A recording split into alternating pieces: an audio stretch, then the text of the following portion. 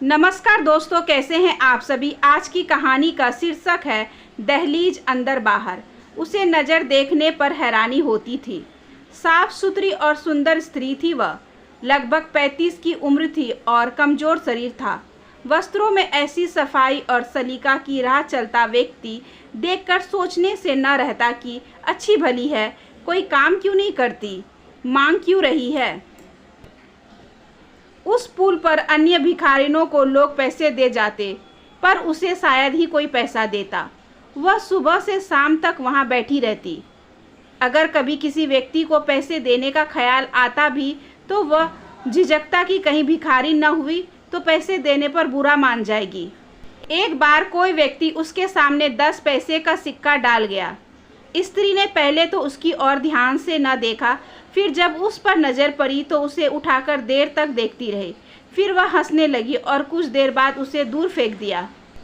वह पागल थी। वह अकेली नहीं थी, साथ में उसकी 2.5 वर्ष की बेटी थी, बिल्कुल उसी जैसे नयन नक्शों वाली।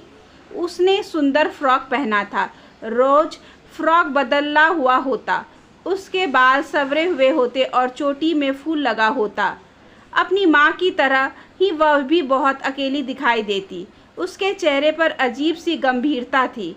वह माँ के पास चुपचाप बैठी रहती या पुल के जंगलों को पकड़े नीचे आ जा रही रेलगाड़ियों को देखती रहती। वह कुछ समय पहले एक गांव में रहती थी। उन दिनों वह पागल नहीं थी। उसी गांव में वह सहेलियों के साथ बचपन में खेली, जवान हुई और ब्याही गई। ब्याह के बाद भी 2 वर्ष बहुत सुखपूर्ण बीते। यद्यपि घर में कलह कलेश था, सास और नंदों की कड़वी बातें भी थी, पर खुशियां भी थी। एक बहुत बड़ी खुशी की आशा में वह दिन गिन रही थी। बस एक हंसता खेलता बच्चा गोद में आ जाए, फिर और क्या चाहिए। पर वह आशा निराशा में बदलती गई। 2 वर्ष और बीत गए। बहुतरे यत्न करने पर भी उसकी कोख हरी न हुई तो उसे अंधकार दिखाई देने लगा। घर का वातावरण बदलने लगा। पति के रवैये में परिवर्तन आने लगा। उन्हीं दिनों घर में अचानक 2 मौतें हुई तो कहा गया कि मृतकों पर उसी की मनहूस छाया पड़ी थी।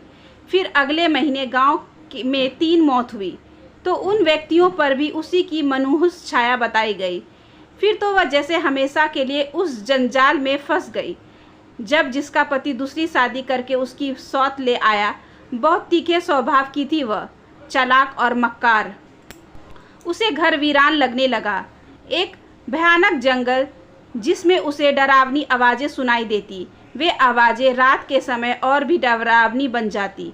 वह चीखती हुई नींद से उठ बैठती, कांपते हुए हाथों से दिया जलाती और भौचक्की सी बनी सोचने लगती कि वह जंगल कहाँ गया और जानवरों की वह भयानक आवाज़ें कहाँ गई जो अभी अभी सुनाई दे रही थी। कुछ देर बाद वह दिया बुझाकर सो जाती तो फिर वही जंगल देखती और चीखें सुनती और अंत में स्वयं भी चीखें मारने लगती। एक रात वह इसी प्रकार चीखती हुई उठी और घर से निकल गई। लोगों ने कहा उसे भूत पकड़ लिया है। वह आसपास के गांव में घूमने लगी। एक बार एक स्त्री को उसमें देवी दर्शन हुए। उसने उसके सामने धूप जलाई और उसे खीर पूरियां खिलाई। तब कुछ और स्त्रियों को भी उसमें देवी दिखाई देने लगी। फिर तो आसपास के गांवों में मशहूर हो गया कि उसमें देवी माता ने अवतार धारण किया है। अब उसकी चीखें बंद हो गई थी। वह हल्का हल्का मुस्कुराती रहती। अब उसे न खाने पीने की कमी थी, न पहनने की कमी थी। वह जिस गांव में भी जाती उसका आदर सत्कार होता।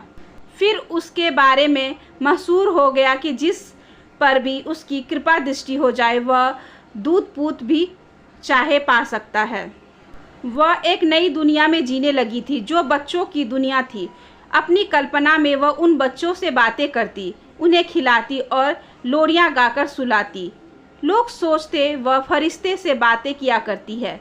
बच्चों की उस दुनिया में वह इस दुनिया को भूल गई थी जिसमें वह भटक रही थी। अब उसके सारे दुख कलेश मिट गए थे।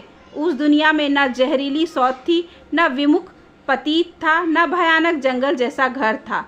3 वर्ष तक वह इसी हालत में गांव में घूमती रही।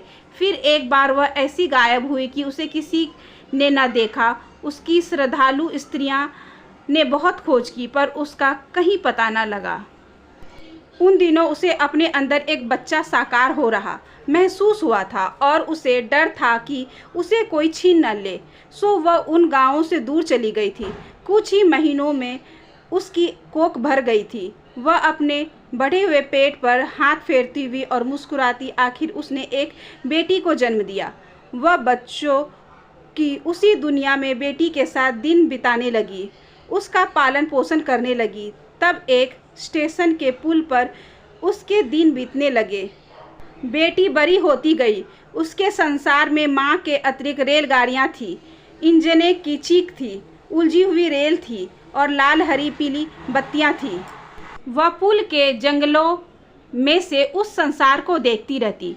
कभी कोई इंजन चोख मारता हुआ नीचे से गुजरता तो वह भी खुशी से चीख मारती, तालियां बजाती और इंजन के उड़ते हुए धुएं को दोनों हाथों से पकड़ने का यत्न करती।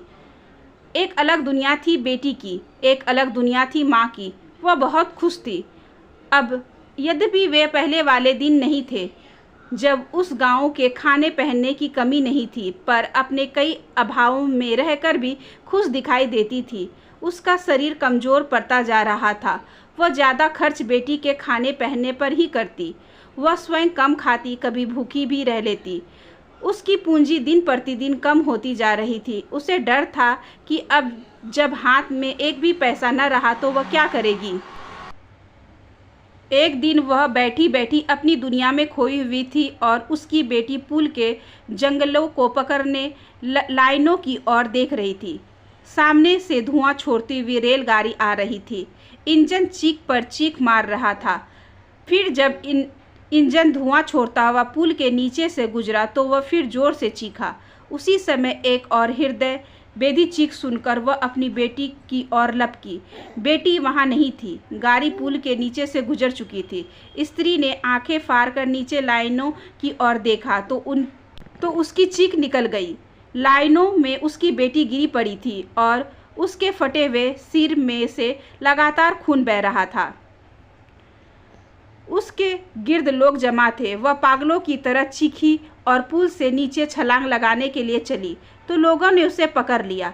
आखिर वह अस्पताल में अपनी मरी हुई बेटी को एकटक देख रही थी। उसकी आंखों में ऐसा भाव था जैसे वह समझ न पा रही थी कि वह यहाँ क्यों आई है और यह मरी हुई लड़की कौन है।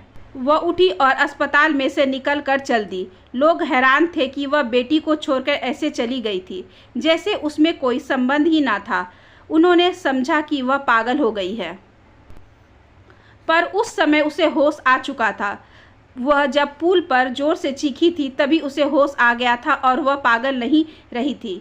अब वह अपने पति के घर जा रही थी और सोच रही थी, पता नहीं मैं घर से क्या चीज़ लेने निकली थी। काफ़ी देर हो गई है, अब वापस चलना चाहिए। उसके कदम और तेज हो गए।